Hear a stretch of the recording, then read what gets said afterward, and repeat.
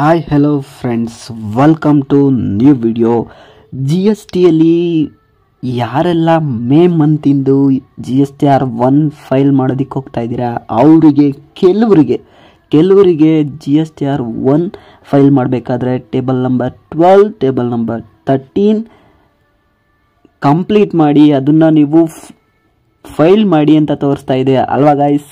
ಅದನ್ನೇ ನಾನು ಇವತ್ತು ನಿಮಗೆ ತಿಳಿಸ್ಕೊಡೋದಕ್ಕೆ ಬಂದಿದ್ದೀನಿ ಗಾಯ್ಸ್. ದಯವಿಟ್ಟು ವಿಡಿಯೋನ ಕೊನೆವರೆಗೂ ನೋಡಿ. ನಾನು ನಿಮಗೆ ಏನಕ್ಕೆ ಆ ರೀತಿ ಆಗ್ತೈತೆ, ಜೂನ್ ಮಂತಲ್ಲಿ ನಾವೇನಾದರೂ ಮೇ ಮಂತಿಂದು GSTR1 ಸೇಲ್ಸ್ ಅಪ್ಲೋಡ್ ಮಾಡೋಕ್ಕೆ ಹೋಗಬೇಕಾದ್ರೆ GSTR1 ಫೈಲ್ ಮಾಡಬೇಕು ಅಂತಂದರೆ ಯಾಕಪ್ಪ ಹಿಂಗೆ ತೋರಿಸ್ತೈತೆ ಅಂತ ಪ್ರತಿಯೊಂದು ಏನಕ್ಕೆ ರೀಸನ್ನು, ಏನು ಅಪ್ಡೇಟ್ ಮಾಡಬೇಕು, ಏನು ಹಾಕಬೇಕು, ಏನು ಹಾಕಿದ್ರೆ ತಗೊಳುತ್ತೆ ಅಂತ ಪ್ರತಿಯೊಂದು ತಿಳಿಸ್ಕೊಡ್ತೀನಿ ಗಾಯ್ಸ್. ಸೊ ವಿಡಿಯೋ ನೋಡೋಕ್ಕಿಂತ ಮುಂಚೆ ಯಾರೆಲ್ಲ ಚಾನಲ್ ಸಬ್ಸ್ಕ್ರೈಬ್ ಆಗಿಲ್ಲ ದಯವಿಟ್ಟು ಚಾನಲ್ಗೆ ಸಬ್ಸ್ಕ್ರೈಬ್ ಮಾಡ್ಕೊಳ್ಳಿ. ಕೊನೆವರೆಗೂ ವಿಡಿಯೋ ನೋಡಿಬಿಟ್ಟು ವಿಡಿಯೋ ಹೆಲ್ಪ್ಫುಲ್ ಆದರೆ ಮಾತ್ರ ವಿಡಿಯೋಗೆ ಲೈಕ್ ಮಾಡಿ ಗೈಸ್, ನಿಮ್ಮ ಫ್ರೆಂಡ್ಸ್ಗೂ ಶೇರ್ ಮಾಡಿ. ಸೊ ಬನ್ನಿ ಗೈಸ್, ನಾನೀಗ ನಿಮಗೆ ತಿಳಿಸ್ಕೊಡೋದಕ್ಕೆ ಬಂದಿರೋದು ಏನಪ್ಪ ಅಂತಂದರೆ, ನಾನಿಲ್ಲಿ ಜೂನ್ ಮಂತಲ್ಲಿ GSTR1 ಸೇಲ್ಸ್ ಡೀಟೇಲ್ಸ್ನ ಹಾಕಿದ್ದೀನಿ, ಓಕೆನಾ. ಸೊ ಬನ್ನಿ ಈಗ ನಾನು ನಿಮಗೆ ತಿಳಿಸ್ಕೊಡ್ತೀನಿ. ಸೊ ಜೂನ್ ಮಂತ್ನ ನಾನು ಸೆಲೆಕ್ಟ್ ಮಾಡ್ಕೊಂಡಿದ್ದೀನಿ. ಸೊ ಇಲ್ಲಿ GSTR1 ಫೈಲ್ ಮಾಡೋದಕ್ಕೆ ಹೋಗೋಣ. GSTR1 ಫೈಲ್ ಮಾಡೋದಕ್ಕೆ ನೀವು ಇಲ್ಲಿ ನೋಡ್ತಾ ಇರ್ಬೋದು ಗೈಸ್. ಸೊ GSTR1 ಫೈಲ್ ಮಾಡಬೇಕಾದ್ರೆ ನಿಮ್ಗೆ ಇಲ್ಲಿ ಕಾಣ್ತಾ ಇದೆ B2B ಬಿಲ್ಸು, B2C ಬಿಲ್ಸು ಏನೇ ಇದ್ರು ನೀವು ಈಗ ಹಾಕೋದು ಕಾಮನು. ಸೊ B2C ಬಿಲ್ಸ್ ಹಾಕಿದ್ದೀರಾ.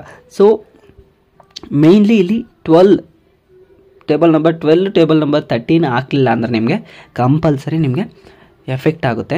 ಸೊ ಈ ಮಂತಿಂದ ಏನಪ್ಪ ಅಪ್ಡೇಟ್ ಬಿಟ್ಟಿದ್ದಾರೆ ಅಂತಂದರೆ ಅದನ್ನು ನೀವು 1 ಫೈಲ್ ಮಾಡೋದಕ್ಕೆ ಆಗಲ್ಲ. ಟೇಬಲ್ ನಂಬರ್ 12, 13 ನೀವು ಫೈಲ್ ಮಾಡಿದ್ರೆ ಟೇಬಲ್ ನಂಬರ್ 12 ಏನು ಹೇಳುತ್ತೆ, HSN ಕೋಡ್ ಹೇಳುತ್ತೆ.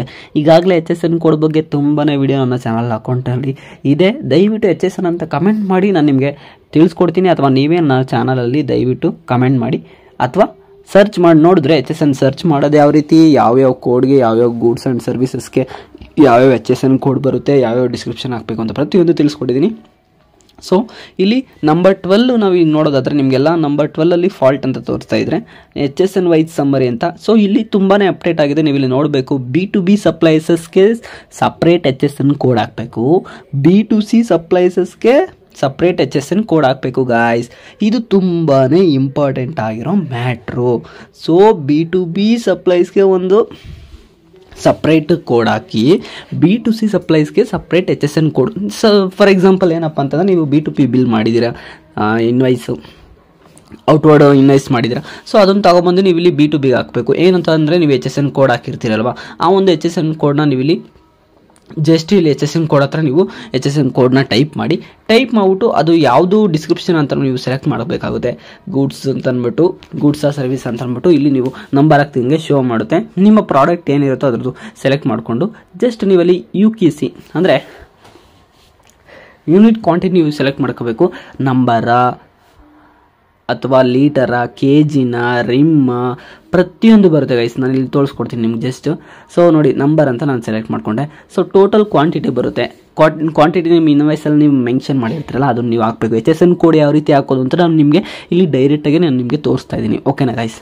ಸೊ ಟೋಟಲ್ ಕ್ವಾಂಟಿಟಿ ಹಾಕಿ ಟ್ಯಾಕ್ಸಬಲ್ ವ್ಯಾಲ್ಯೂ ಮಾತ್ರ ನೀವು ಇಲ್ಲಿ ಹಾಕಬೇಕಾಗುತ್ತೆ. ಟ್ಯಾಕ್ಸಬಲ್ ವ್ಯಾಲ್ಯೂನ ಹಾಕಿ, ಸೊ CGST ಎಷ್ಟು ಪರ್ಸೆಂಟು, SGST ಎಷ್ಟು ಪರ್ಸೆಂಟ್ ಅಂತ ನೀವು ಕ್ಯಾಲ್ಕುಲೇಟ್ ಮಾಡಿರ್ತೀರಲ್ಲ, ಆಲ್ರೆಡಿ ಕಂಪಿಟೇಷನ್ ಮಾಡ್ಕೊಂಡಿರ್ತೀರಲ್ಲ, ಸೊ ನೀವು ಅದರಲ್ಲೇ ಹಾಕ್ಬೋದು. ಸೊ GST ಎಷ್ಟು ಪರ್ಸೆಂಟ್ ಇರುತ್ತೆ ಅಂತ ಅಂದ್ಬಿಟ್ಟು ಅದು ಇಂಪಾರ್ಟೆಂಟ್. HSN ಕೋಡ್ಗೆ GST ರೇಟ್ ನೋಡಿಕೊಂಡು ನೀವು ಹಾಕಬೇಕು. ತಪ್ಪು HSN ಕೋಡ್ ಹಾಕಿದ್ರೆ ತಗೊಳ್ಳೋದಿಲ್ಲ ಗಾಯ್ಸ್, ವೆರಿ ವೆರಿ ಇಂಪಾರ್ಟೆಂಟ್. ಆಮೇಲೆ ಇನ್ನೊಂದು ನಾನು ಅಪ್ಡೇಟ್ ಏನಪ್ಪ ಹೇಳಬೇಕು ಅಂತಂದರೆ, HSN ಕೋಡಲ್ಲಿ ಇರೋ ಅಮೌಂಟಿಗೂ ನಾವು B2B ಅಥವಾ B2C ಅಲ್ಲಿ ಇರೋ ಅಮೌಂಟು ಎರಡೂ ಕೂಡ ಒಂದೇ ಆಗಿರಬೇಕು GSTR1ನಲ್ಲಿ. ಇದು ತುಂಬಾ ಇಂಪಾರ್ಟೆಂಟ್ ಗಾಯ್ಸ್. ಏನು, HSN ಕೋಡಲ್ಲಿ ಹಾಕಿರೋ ಟ್ಯಾಕ್ಸಬಲ್ ಅಮೌಂಟು ಕೂಡ ನಮ್ಮ B2B B2C invoices amount, taxable amount ಕೂಡ ಎರಡು ಒಂದೇ ಥರ GSTR1 ಜನರೇಟ್ ಸಮ್ಮರಿ ಮಾಡಾದ್ಮೇಲೆ ನಿಮಗೆ ತಿಳಿಬೇಕು, ಒಂದೇ ಆಗಿರಬೇಕು, ಓಕೆನಾ. ಇಲ್ಲಿ B2B ಇರೋ HSN ಕೋಡು B2B ಹಾಕ್ತೀವಿ, B2C ಇರೋ HSN ಕೋಡು B2Cಗೆ ಹಾಕ್ತೀವಿ, ಓಕೆನಾ. ಈಗಾಗಲೇ HSN ಕೋಡ್ ಹಾಕೋದು ಯಾವ ರೀತಿ ಅಂತ ನೀವು ನೋಡಿದ್ದೀರಾ. ಸೊ ಗೊತ್ತಾಯ್ತಾ. ಟೇಬಲ್ ನಂಬರ್ 12 ಯಾವ ರೀತಿ ಫಿಲ್ ಮಾಡಬೇಕು, HSN ಕೋಡ್ ಯಾವ ರೀತಿ ಹಾಕಬೇಕು, HSN ಕೋಡ್ ಹಾಕಿಲ್ಲ ಅಂದರೆ ಏನಾಗುತ್ತೆ. ಸೊ ನಾವು ಫೈಲ್ ಮಾಡೋದಕ್ಕೆ ಮುಂದೆ ಬಿಡ್ತಾ ಇಲ್ಲ, ಅದೇ ಒಂದು ದೊಡ್ಡ ಅಪ್ಡೇಟ್ ಆಗಿದೆ. ಸೊ ಈಗ ಮ್ಯಾಂಡೇಟರಿ ಮಾಡಿದರೆ ನೀವು HSN ಕೋಡ್ ಹಾಕಲೇಬೇಕು.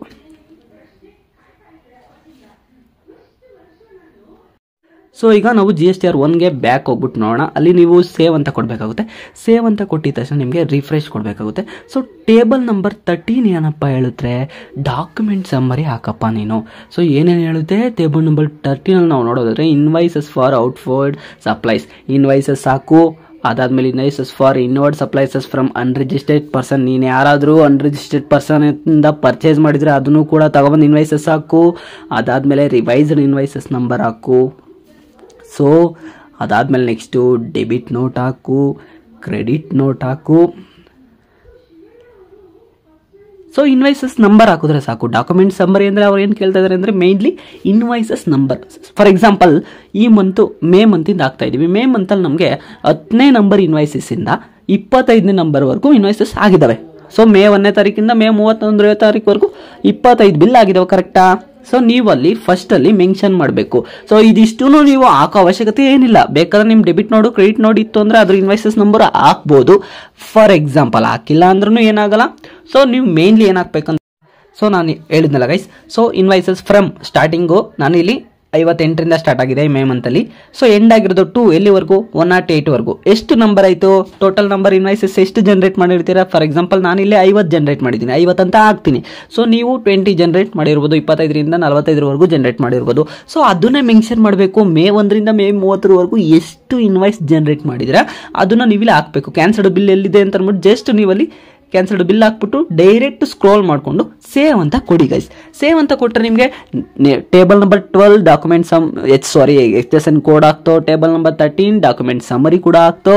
ಸೊ ಇದಿಷ್ಟು ಆಗಿದ ತಕ್ಷಣ ಮೇಲ್ಗಡೆ ಒಂದ್ಸಲ ರಿಫ್ರೆಶ್ ಕೊಟ್ಬಿಟ್ಟು ಜನರೇಟ್ ಸಮ್ಮರಿ ಅಂತ ಕೊಟ್ಟರೆ ನಿಮಗೆ ಗೈಸ್, ನಾನು ಈಗಾಗಲೇ ಹೇಳಿದ್ನಲ್ಲ, ನಾನು ಹಾಕಿರೋ B2B ಇನ್ವಾಯ್ಸಸ್ಗಳು ಸೇಮ್ ನೋಡಿ. ಮತ್ತೆ ನೀವು ನೋಡಬೇಕಾಗುತ್ತೆ ಟೇಬಲ್ ನಂಬರ್ 12 ಆ್ಯಂಡ್ 13 ಅಪ್ಲೋಡ್ ಆಗಿದೆಯಾ ಅಂತ. ಅಪ್ಲೋಡ್ ಆಗಿದ್ರೆ ನಿಮ್ಗೆ ತೋರಿಸುತ್ತೆ. ಸೊ ಪ್ರೊಸೀಡ್ ಪೇಮೆಂಟ್ ಅಂತ ಪ್ರೊಸೀಡ್ ಟು ಫೈಲಿಂಗ್ ಅಂತ ಕೊಟ್ಬಿಟ್ಟು ನೀವು ಫೈಲ್ ಮಾಡಿದಾಗ ನೀವು ಒಂದ್ಸಲ ಚೆಕ್ ಮಾಡಬೇಕಾಗುತ್ತೆ ಅಮೌಂಟು ಮತ್ತು HSN ಕೋಡ್ ಅಮೌಂಟು ಎರಡೂ ಕೂಡ ಒಂದೇ ಆಗಿದೆ ಅಂತ ಅಂದ್ಬಿಟ್ಟು. ಸೊ ನೀವು ಚೆಕ್ ಮಾಡಿ ಬನ್ನಿ, ನಾವಿಲ್ಲಿ ಚೆಕ್ ಮಾಡೋಣ, ತೋರಿಸ್ತೀನಿ ನಿಮಗೆ ಎಲ್ಲಿ ಅಂತ. ಸೊ ಜನರೇಟ್ ಸಮ್ಮರಿ ಇಲ್ಲಿ ಕೊಡಬೇಕಾಗುತ್ತೆ. ಸೊ ಜನರೇಟ್ ಸಮ್ಮರಿ ಒಂದು ನಿಮಿಷ ಕಾಯ್ದಾದ್ಮೇಲೆ ನಿಮಗೆಲ್ಲ ಅಪ್ಡೇಟ್ ರಿಫ್ರೆಶ್ ಆಗಿರುತ್ತೆ. 1 ನಿಮಿಷ ಕಾಯ್ದುಬಿಟ್ಟು ಜನರೇಟ್ ಸಮ್ಮರಿ ಕೊಡಿ.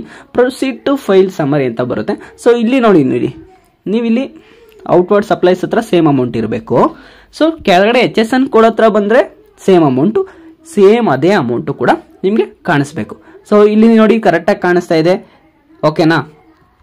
ಕರೆಕ್ಟಾಗಿ ಮಾಡಿಕೊಂಡು ನೀವು GSTR 1ನ ಫಾಲೋ ಅಪ್ ಮಾಡಿ ಫೈಲ್ ಮಾಡಬೇಕಾಗುತ್ತೆ ಗೈಸ್. ಸೊ ಇದಿಷ್ಟು ನಾನು ನಿಮಗೆ table number 12 HSN code number ಮತ್ತು ಡಾಕ್ಯುಮೆಂಟ್ ಸಮ್ಮರಿ ಹಾಕೋದು ಯಾವ ರೀತಿ ಅಂತ ಅಂದ್ಬಿಟ್ಟು ತೋರಿಸ್ಕೊಡೋ ವಿಡಿಯೋ ಆಗಿತ್ತು. ದಯವಿಟ್ಟು ಇಲ್ಲಿವರೆಗೂ ಯಾರೆಲ್ಲ ಚಾನಲ್ ಸಬ್ಸ್ಕ್ರೈಬ್ ಮಾಡ್ಕೊಂಡಿಲ್ಲ, ಇಲ್ಲಿವರೆಗೂ ಚಾನಲ್ ವಿಡಿಯೋ ನೋಡ್ತಾ ಇದ್ದೀರಾ, ಚಾನಲ್ಗೆ ಸಬ್ಸ್ಕ್ರೈಬ್ ಮಾಡಿಕೊಂಡು ಈ ವಿಡಿಯೋಗೆ ಲೈಕ್ ಮಾಡಿ. ಸಿಗ್ತೀನಿ ಮುಂದಿನ ವಿಡಿಯೋಲಿ. ಅಲ್ಲಿವರೆಗೂ ಟೇಕ್ ಕೇರ್, ಬಾಯ್. ಯಾವುದ್ರ ಬಗ್ಗೆ ವಿಡಿಯೋ ಮಾಡಬೇಕು ಅಂತ ದಯವಿಟ್ಟು ಕಮೆಂಟ್ ಮಾಡಿ ತಿಳಿಸಿ ಗೈಸ್. ಸಿಗ್ತೀನಿ. Thank you.